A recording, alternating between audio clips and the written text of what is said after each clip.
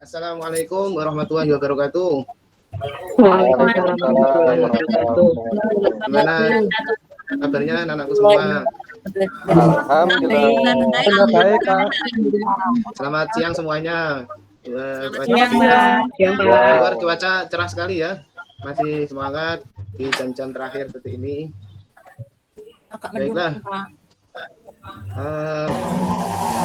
Kali ini kita nanti akan belajar bersama tentang akikah dan kurban dalam rangka menumbuhkan kepedulian umat.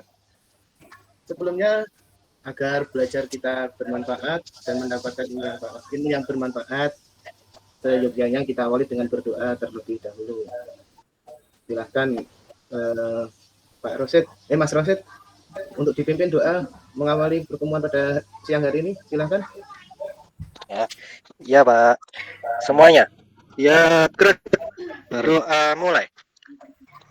Bismillahirrahmanirrahim.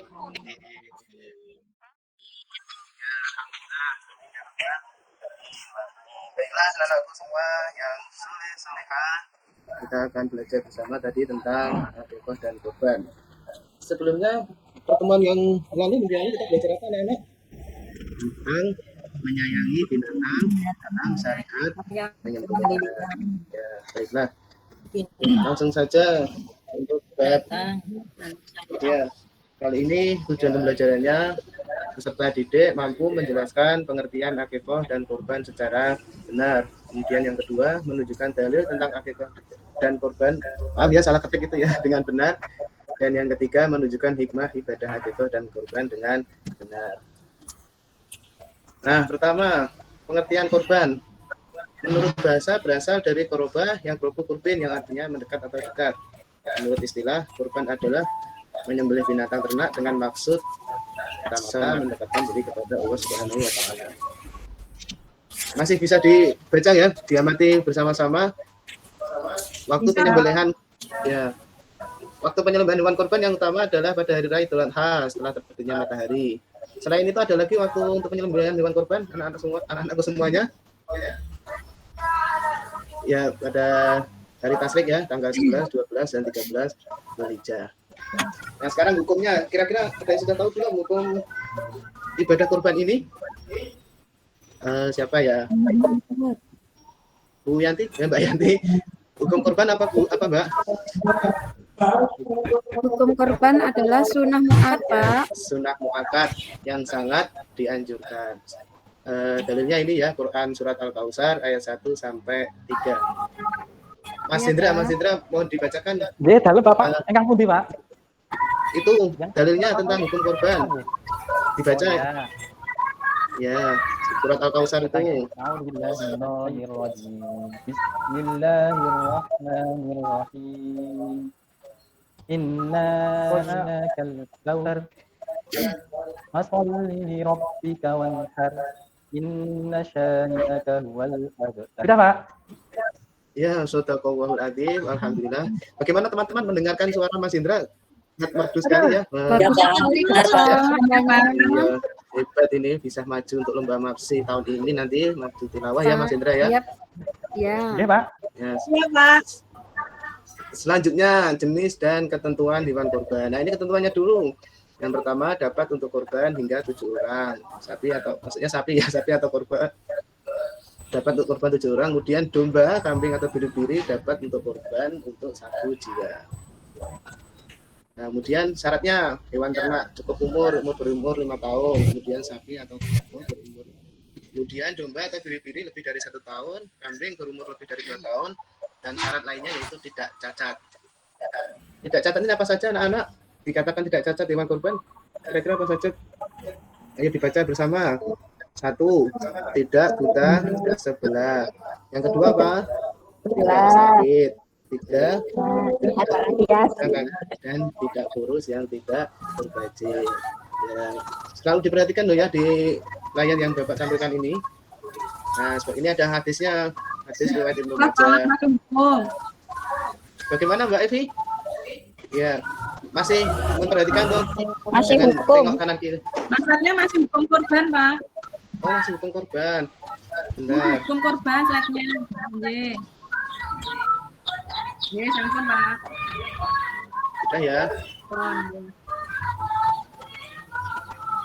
Bagaimana sudah? Sudah, Pak. Sampun, Pak. Ya. Itu hadisnya ya. Hadisnya hadis riwayat Ibnu Majah itu. Nanti bisa dibaca sendiri di buku siswa yang kalian bawa, yaitu di halaman 215 sampai selesai di bab 11 ini. Selanjutnya hikmah kurban. Hikmah kurban dibaca bersama-sama lagi, ayo. Yang pertama, telah melaksanakan perintah Allah dan menghidupkan sunnah Rasul. Yang kedua, sebagai ungkapan syukur kepada Allah SWT atas nikmat yang diberikan. Dan yang ketiga, memperoleh pahala yang berlipat karena setiap bulu hewan kurban merupakan satu kebaikan. Nah, kemudian yang berikutnya menumbuhkan rasa peduli terhadap orang fakir, dan yang terakhir mengajarkan untuk dermawan dan tidak kikir. Bisa dipahami anak-anakku semua yang tentang kurban ini? Bisa, Pak. Bisa ya. Alhamdulillah.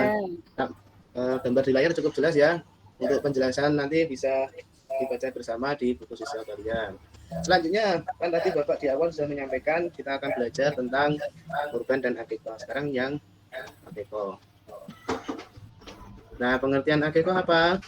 Menurut bahasa adalah bulu atau rambut anak yang baru lahir. Sedangkan menurut istilah adalah menyembelih kambing sebagai rasa syukur atas kelahiran anak sesuai ketentuan syariat Rasulullah SAW. Bersabda, nah itu hadisnya ya, hadis riwayat Ibnu Majah. Kemudian berikutnya, hukum akikah. Bagaimana anak-anak hukum akikah? Hukum akikah bagaimana? Yaitu sunnah muakkad bagi orang tua atau yang menanggung biaya hidup si anak. Ketentuannya, nah ketentuan akikah ini dilaksanakan pada hari ke-7 kelahiran. Kemudian hewan akikah adalah domba atau kambing yang sehat dan cukup umur. Kemudian yang ketiga, untuk anak laki-laki 2 ekor kambing dan untuk anak perempuan 1 ekor kambing. Dan yang ketiga, daging akikah dapat dibagikan dalam kondisi mentah atau masak. Kemudian bagi orang yang melaksanakan akikah diperbolehkan makan sedikit saja kecuali akikah ada. Masih memperhatikan semuanya kan anak-anakku semua? Masih ya. Nah, ya kalau masih sekarang dibaca saja bersama ini hikmah akikah yang pertama apa? Mbak siapa ya? Tidak berubah, Pak. Slide-nya belum berubah, Pak. Tulisannya kurang jelas. Ya. Ampun. Sudah, Pak, jelas. Ya berarti nggak perlu di soalnya nggak perlu difulkan aja ya biar bisa terbaca. Yang pertama apa hikmah akikah anak-anakku semua? Melaksanakan perintah Allah Dan menghidupkan dan sunnah Rasul. Ya, kemudian membebaskan anak dari ketergantungan. Ya, menjaga anak dari gangguan kesehatan. Kemudian sebagai ungkapan syukur kepada Allah Subhanahu wa taala atas anugerah berupa anak. Mendidik kita peduli terhadap fakir miskin, ya, terus mempererat tali silaturahmi di masyarakat. Ya. Sekarang ketentuannya kalau tadi sudah pengertian kurban, hikmah kurban, syarat, kemudian akikah, ketentuan akikah. Nah, sekarang ketentuan penyembelihan hewan kurban. Nah, Isa mengajarkan setiap hewan yang akan dikonsumsi harus disembelih sesuai syariat sehingga hewan tersebut halal untuk dikonsumsi. Selanjutnya ketentuan orang yang menyembelih. Ada berapa ketentuan orang yang menyembelih? Anak-anakku semua? Ada 4, Dapat ya, beragama Islam, balik, boleh berdoa, membaca bacaan, salah, menyembelih dengan sengaja. ya. Kemudian ketentuan hewan yang akan disembelih, hewan dalam keadaan masih hidup. Ya, kemudian hewan tersebut termasuk hewan yang halal. Ya, sekarang selanjutnya alat-alatnya. Ketentuan alatnya. Pertama apa? Alat yang digunakan harus tajam. Pisau yang tajam. Ya, kemudian yang Tidak kedua, keluar dari tukang, kuku dan gigi, dan Pak gigi. Guru. Kemudian yang ketiga, alat yang digunakan terbuat dari besi, baja, Besi, baja, bambu. atau apa saja yang saja. Selanjutnya hal-hal yang termasuk sunnah dalam menyembelih apa? Menajamkan alat menyembelih. Kemudian menghadapkan hewan ke arah kiblat. Jangan lupa juga yang ketiga membaca basmalah, dan yang keempat menyembelih di pangkal leher. Ya, terus hal-hal yang termasuk makruh kan tadi sunnah, sekarang makruh ya, makruh dalam penyembelihan. Yuk. Alat penyembelihnya kurang ajar, kemudian menyembelih dari arah belakang leher, menyembelih sampai putus pangkal leher, dan menguliti dan memotong bagian tubuh sebelum hewan benar-benar mati. Ya.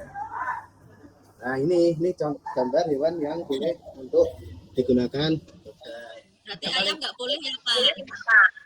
Nggak boleh ayam karena tidak sesuai syariat. Pak itu ada kayak anjing Pak itu. Yang mana? Yang mana? Itu kayak anjing itu Pak. Ini gambar kepala kambing. Kambing Pak yang dicari-cari. Ya, mulai dari sini ya. Ini apa ini? Ayo anak-anakku semua. Yang mana, Pak? Paling kiri. Yang paling kiri ini loh. Ini kerbau, ya kan? Kerbau itu. Ya. Kerbau. Buat korban. Boleh.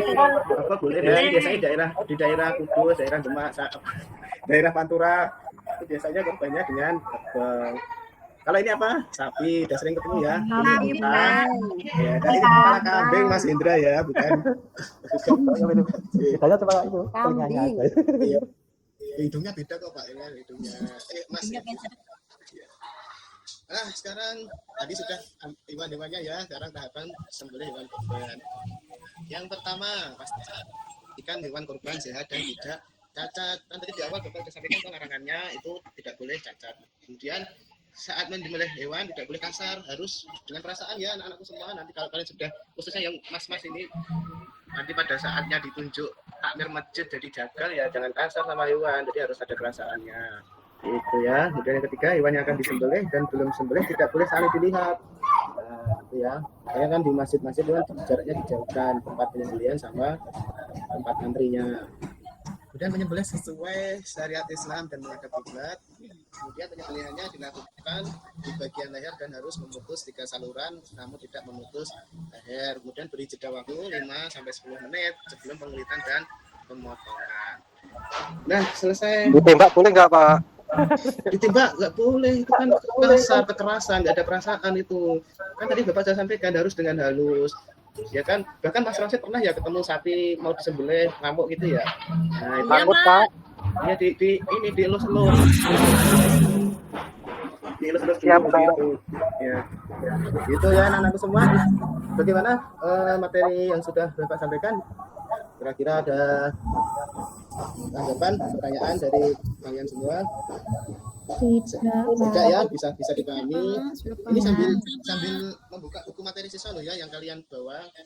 Kan sejak awal pertemuan sudah saya sampaikan, pokoknya selalu saya masuk itu harus siap buku tulis, buku siswa, buku paket, dan SDA. Oke. Baiklah kalau begitu. Saya bagi kelompok ya, sudah keluar layarnya anak-anakku semua. Kelompok 1 ya, dari absen pertama Mbak Ama sampai Mbak yang nomor 6. Kemudian absen yang kedua, kelompok 2 dari absen ke-7 sampai ke-12. Silakan itu dikerjakan ya selama 10 menit. Ya, Pak. Baiklah anak-anakku semua, bagaimana pembelajaran pada kali ini? Bisa dimengerti materi tentang Rasulullah dan korban ini? Bisa. Bisa ya? Sebelum saya akhiri, jadi kita membahas tentang hakikoh dan korban. Yang pertama, ya, nampaknya sudah mau berganti jam ya, sudah mau bel. Terima kasih ya. Bisa dipahami lagi anak-anakku semua? Bisa ya? Oke. Kalau begitu pertemuan hari ini kita cukupkan dulu. Mudah-mudahan bermanfaat dan kalian bisa mengambil hikmah tadi ya dari ibadah korban dan akikah ini. Dari saya cukup sekian. Kita tutup dulu deh dengan bacaan alhamdulillah bersama-sama. Alhamdulillah. Terima kasih. Wassalamualaikum warahmatullahi wabarakatuh. Waalaikumsalam. Waalaikumsalam.